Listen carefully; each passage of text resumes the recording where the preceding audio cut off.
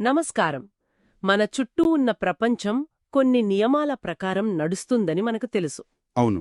బంతిని పైకి విసిరితే కిందకు వస్తుంది. వేగంగా వెళుతున్న బస్సు హఠాత్తుగా ఆగితే మనం ముందుకు పడతాం. కానీ ఈ నియమాలేమిటి? అవి ఎలా పనిచేస్తాయి? ఆ ఈ ప్రశ్నలకే మనం ఈరోజు సమాధానాలు వెతకబోతున్నాం. Gist of NCERT general science పుస్తకంలోని యాంత్రిక శాస్త్రం అంటే మెకానిక్స్ అనే అధ్యాయాన్ని ఆధారం చేసుకుని. మన లక్ష్యం కేవలం నిర్వచనాలు చెప్పుకోవడం కాదు కదా. అస్సలు కాదు. ఈ ప్రాథమిక సూత్రాలు మన దైనందిన జీవితంలోని ప్రతి కదలికను ఎలా శాసిస్తాయో అర్థం చేసుకోవాలి. గ్రహాల కక్షల నుండి క్రికెట్ బాల్ స్వింగ్ అవ్వడం వరకు అన్నింటి వెనుకున్న అదృశ్య శక్తిని మనం ఈరోజు ఆవిష్కరించబోతున్నాం. సరే, అయితే మొదలు పెడదాం. అన్నిటికంటే ముందు అసలు చలనం లేదా మోషన్ అంటే ఏమిటి? చాలా సింపుల్. కాలంతో పాటు ఒక వస్తువు తన స్థానాన్ని మార్చుకుంటే అది చలనంలో ఉందని అంటాం. చాలా సింపుల్గా అనిపిస్తుంది. కాని ఇక్కడే ఒక చిన్న చిక్కుంది. మనం తరచుగా వాడే రెండు పదాలు వేగం ఇంకా వెలాసిటీ. స్పీడ్ మరియు వెలాసిటీ. అవును. వీటి మధ్య తేడా తెలియక చాలామంది తికమక పడతారు. అవి రెండు ఒకటే అని అనుకుంటారు. కాని భౌతిక శాస్త్రం ప్రకారం వాటి మధ్య చాలా ముఖ్యమైన వ్యత్యాసముంది. ఓకే, ఇది ఆసక్తికరంగా ఉంది. ఉదాహరణకు, నేను హైదరాబాద్ నుండి విజయవాడకు కార్లో వెళ్తున్నాను అనుకుందాం. స్పీడోమీటర్ 100 కిలోమీటర్లు/అవర్ చూపిస్తోంది. అది నా వేగమా లేక వెలాసిటీనా? మంచి ప్రశ్న. ఆ 100 కిలోమీటర్లు/అవర్ అనేది మీ వేగం లేదా స్పీడ్. అంటే మీరు గంట సమయంలో ఎంత దూరం ప్రయాణిస్తున్నారో చెప్పే కొలమానమది. దానికి ఒక దిశతో సంబంధం లేదు. ఓ కానీ నేను గంటకు 100 కిలోమీటర్ల వేగంతో విజయవాడ వైపు అంటే తూర్పు దిశగా వెడుతున్నాను అని చెప్తే అప్పుడు అది మీ వెలాసిటీ అవుతుంది. అర్థమైంది. అంటే వేగం అనేది కేవలం ఒక సంఖ్య, కానీ వెలాసిటీకి ఆ సంఖ్యతో పాటు ఒక నిర్దిష్ట దిశ కూడా ఉండాలి. చాలా చిన్న తేడానే అయినా చాలా ముఖ్యమైనది. ఖచ్చితంగా. ఎందుకంటే భౌతిక శాస్త్రంలో తరువాతి ముఖ్యమైన భావన దీనిపైనే ఆధారపడి ఉంటుంది. రెండింటికీ ఎస్ఐ యూనిట్ మీటర్ సెకను అంటే ఎంఎస్. సరే, మనం ఎప్పుడూ ఒకే వెలాసిటీతో వెళ్ళం కదా. ట్రాఫిక్లో నెమ్మదిగా వెళ్తాం, ఖాళీ రోడ్డుపై వేగం పెంచుతాం. మరి ఈ వెలాసిటీలో వచ్చే మార్పునేమంటారు? దానినే త్వరణం లేదా యాక్సిలరేషన్ అంటారు. యాక్సిలరేషన్. యూనిట్ కాలంలో వెలాసిటీలో ఎంత మార్పొచ్చిందో చెప్పేదే త్వరణం. మనం బైక్ యాక్సిలరేటర్ తిప్పినప్పుడు చేసేది ఇదే, వేగాన్ని పెంచడం. అంటే అది పాజిటివ్ త్వరణమన్నమాట. మరి బ్రేకులు వేసినప్పుడు? అప్పుడు వేగాన్ని తగ్గిస్తాం. అది నెగటివ్ త్వరణం. దీనిని రిటార్డేషన్ లేదా డీసెలరేషన్ అని కూడా పిలుస్తారు. దీనికి మనందరికీ తెలిసిన ఉదాహరణ ఒకటుంది కదా, గురుత్వాకర్షణ. అవును. చేతిలోంచి ఏదైనా వస్తువు జారిపోతే అది కిందకు పడే కొద్దీ దాని వేగం పెరుగుతూ ఉంటుంది. అంటే అది నిరంతరం త్వరణం పొందుతూనే ఉంటుంది. సరిగ్గా చెప్పారు. ఇక్కడే గెలీలియో చేసిన ఒక అద్భుతమైన ఆవిష్కరణ గురించి మనం మాట్లాడుకోవాలి. చెప్పండి. ఆయన కాలంలో బరువైన వస్తువులు తేలికైన వస్తువుల కంటే వేగంగా కింద పడతాయని అందరూ నమ్మేవారు. అది మనకు చూడ్డానికి కూడా అలాగే అనిపిస్తుంది. నిజమే. ఒక రాయి, ఒక ఈక రెండింటినీ ఒకేసారి వదిలితే రాయి ముందే కింద పడుతుంది. ఇందులో ఆశ్చర్యమేముంది? ఇక్కడే మన సహజ జ్ఞానం మనల్ని తప్పుదారి పట్టిస్తుంది. గెలీలియో చెప్పిందేమిటంటే గాలి నిరోధకత అంటే ఎయిర్ రెసిస్టెన్స్ లేని ప్రదేశంలో, అంటే ఒక వాక్యూంలో. అవును, ఒక వాక్యూంలో ఆ రాయిని ఈకను ఒకే ఎత్తు నుండి జారివిడిస్తే అవి రెండూ సరిగ్గా ఒకే సమయంలో నేలను తాకుతాయి. వావ్! నిజంగానా? నిజంగా. ఎందుకంటే భూమి యొక్క గురుత్వాకర్షణ వాటి ద్రవ్యరాశితో సంబంధం లేకుండా అన్ని వస్తువులపై ఒకే రకమైన త్వరణాన్ని కలిగిస్తుంది. అంటే మన అనుభవంలో తేడా రావడానికి కారణం గాలి నిరోధకత అన్నమాట. ఈక తేలికగా, వెడల్పుగా ఉండటం వల్ల గాలి దానిని ఎక్కువగా అడ్డుకుంటుంది. కరెక్ట్. ఇది అప్పట్లో ఆలోచనా విధానంలో చాలా పెద్ద మార్పు. ఈ గురుత్వత్వరణానికి ఏదైనా స్థిరమైన విలువ ఉందా? ఉంది. దానిని జీతో సూచిస్తారు. సముద్రమట్టం వద్ద దీని విలువ దాదాపు 9.8 మీటర్లు సెకండ్ స్క్వేర్. MS². అంటే ప్రతి సెకండుకు కింద పడుతున్న వస్తువు వేగం 9.8 ms చొప్పున పెరుగుతూ పోతుందన్నమాట. ఓకే, ఒక వస్తువు కదలాలంటే దాని వెలాసిటీ మారాలి. వెలాసిటీ మారాలంటే త్వరణం ఉండాలి. మరసలీ త్వరణాన్ని కలిగించేదేది? ఒక వస్తువును నిశ్చల స్థితి నుండి కదిలించే ఆ మూలశక్తి ఏమిటి? ఆ ప్రశ్నకు సమాధానమే బలం లేదా ఫోర్స్. ఫోర్స్. సింపుల్గా చెప్పాలంటే ఒక తోపుడు లేదా లాగడం. సాంకేతికంగా ఒక వస్తువు యొక్క చలనస్థితిని మార్చగల సామర్థ్యమున్నదే బలం. మనం ఇప్పుడుదాకా మాట్లాడిన గురుత్వాకర్షణ కూడా ఒక బలమే కదా? అవును, అది విశ్వంలో ఉన్న 4 ప్రాథమిక బలాలలో ఒకటి. దీని గురించి న్యూటన్ చెప్పిన విశ్వగురుత్వాకర్షణ నియమం చాలా అద్భుతమైనది. అదేంటి? ఆయన ప్రకారం ఈ విశ్వంలోని ప్రతి కణం మరో ప్రతి కణాన్ని ఆకర్షిస్తుంది. అంటే మీకు ఈ మైక్రోఫోన్కు మధ్య, మనకు చంద్రుడికి మధ్య, ప్రతి 2 వస్తువుల మధ్య ఒక ఆకర్షణ బలముంటుంది. అయితే నాకు ఈ మైక్కు మధ్య ఉన్న ఆకర్షణ ఎందుకు కనిపించడం లేదు? ఎందుకంటే ఆ బలం ఆ వస్తువుల ద్రవ్యరాశి అంటే మాస్ మీద ఆధారపడి ఉంటుంది. మనలాంటి చిన్న వస్తువుల మధ్య ఈ బలం చాలా చాలా బలహీనంగా ఉంటుంది. దాన్ని మనం గుర్తించలేం. ఓ అలాగా? కానీ గ్రహాలు, నక్షత్రాల వంటి భారీ వస్తువుల విషయంలో ఈ బలమే వాటి కదలికలను శాసిస్తుంది.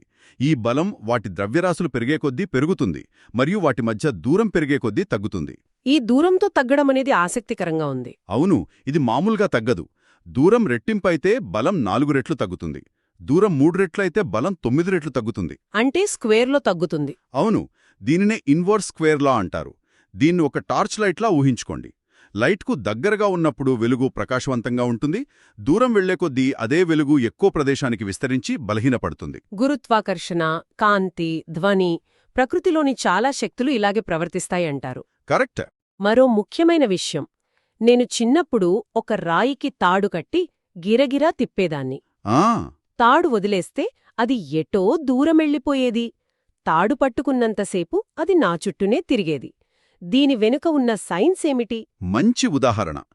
మీరొక వస్తువును వృత్తాకారంలో తిప్పాలంటే దానిని నిరంతరం కేంద్రం వైపు లాగుతూ ఒక బలాన్ని ప్రయోగించాలి. అంటే తాడు ద్వారా నేనా బలాన్ని ప్రయోగిస్తున్నానన్నమాట. అవును, మీరు తాడు ద్వారా ఆ రాయిపై ప్రయోగిస్తున్న ఆ బలమే సెంట్రిపిడల్ ఫోర్స్ లేదా అభికేంద్ర బలం. అదే బలం లేకపోతే అది తన జడత్వం కారణంగా సరళ రేఖలో దూసుకుపోతుంది. మరి మనం బస్సులో వెళ్తున్నప్పుడు బస్సు ఒక మలుపు తిరిగితే మనం బయటవైపుకు నెట్టబడినట్లు అనిపిస్తుంది కదా? దానినేమంటారు? దానిని సెంట్రిఫ్యూగల్ ఫోర్స్ లేదా అపకేంద్ర బలం అంటారు. ఇక్కడ ఒక ఆసక్తికరమైన విషయం ఏమిటంటే భౌతిక శాస్త్రం ప్రకారం ఇది ఒక నిజమైన బలం కాదు. కాదా? మరి మనకెందుకలా అనిపిస్తుంది? ఇది ఒక ఆభాస బలం లేదా ఫిక్టీషియస్ ఫోర్స్. నిజానికి మిమ్మల్ని ఏదీ బయటకు నెట్టడం లేదు. బస్సు మీ కింద నుండి మలుపు తిరుగుతుంటే మీ శరీరం మాత్రం తన జడత్వం కారణంగా ఇంకా సరళరేఖలోనే ముందుకు వెళ్లడానికి ప్రయత్నిస్తుంది. ఆ నిరోధనే మీకు బయటకు నెట్టబడినట్లు ఒక అనుభూతిని కలిగిస్తుంది. ఇది చాలా బాగుంది. మనం ఇందాక ద్రవ్యరాశి అంటే మాస్ అనే పదం వాడాం. దానికి బరువుకు అంటే వెయిట్కు తేడా ఏంటి? చాలా ముఖ్యమైన ప్రశ్న.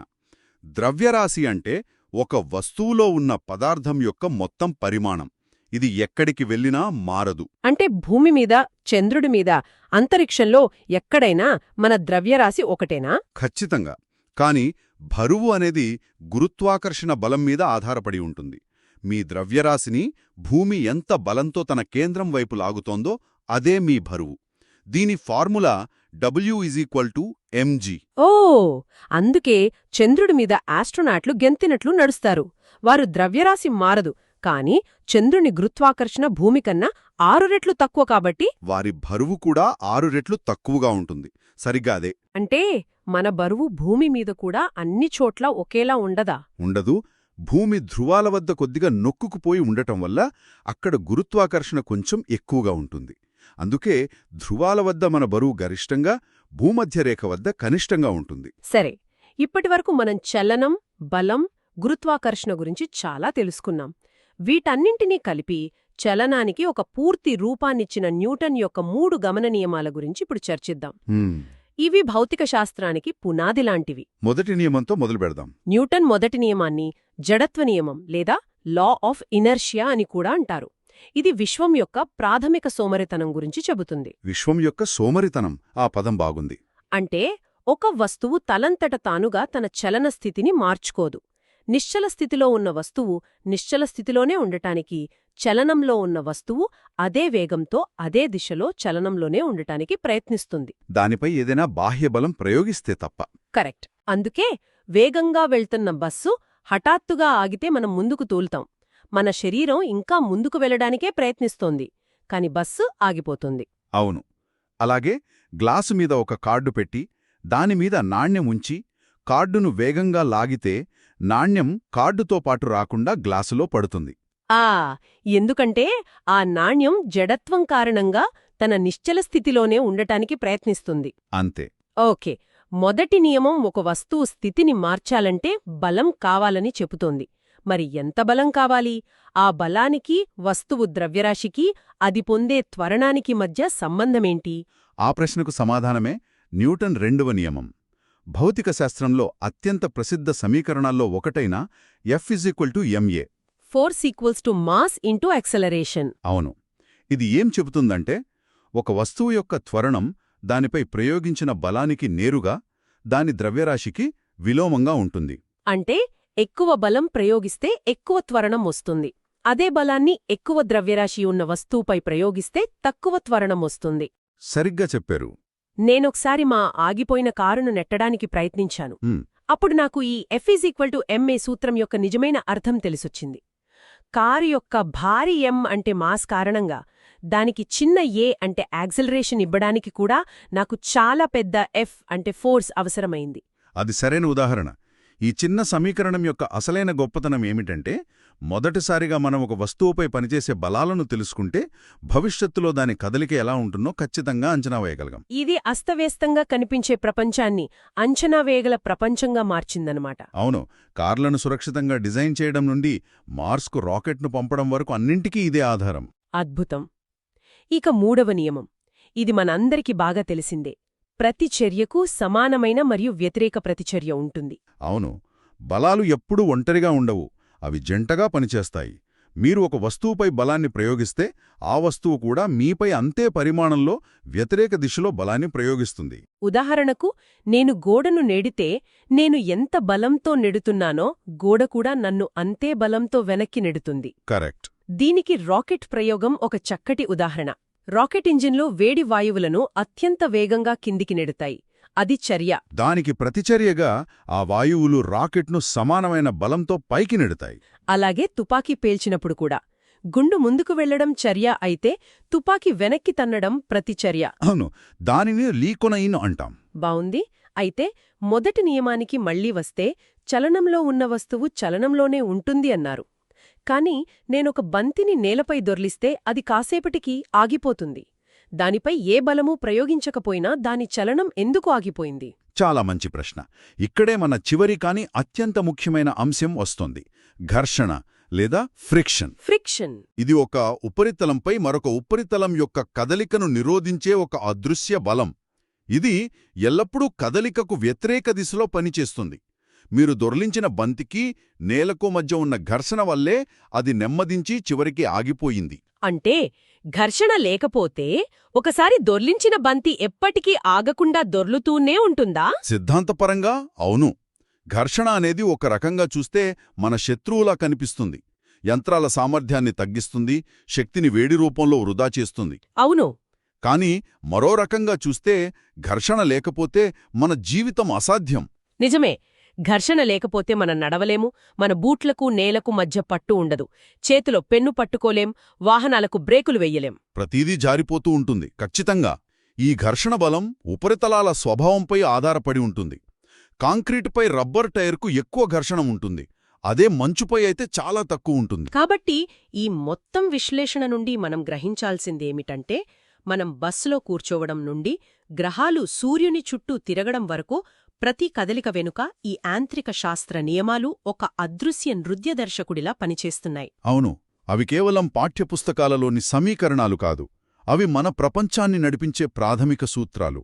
వీటిని అర్థం చేసుకున్న తర్వాత మనం మన చుట్టూ ఉన్న ప్రపంచాన్ని చూసే విధానమే మారిపోతుంది. ప్రతి సంఘటన వెనుక ఒక కారణం, ఒక నియమముందని అర్థమవుతుంది.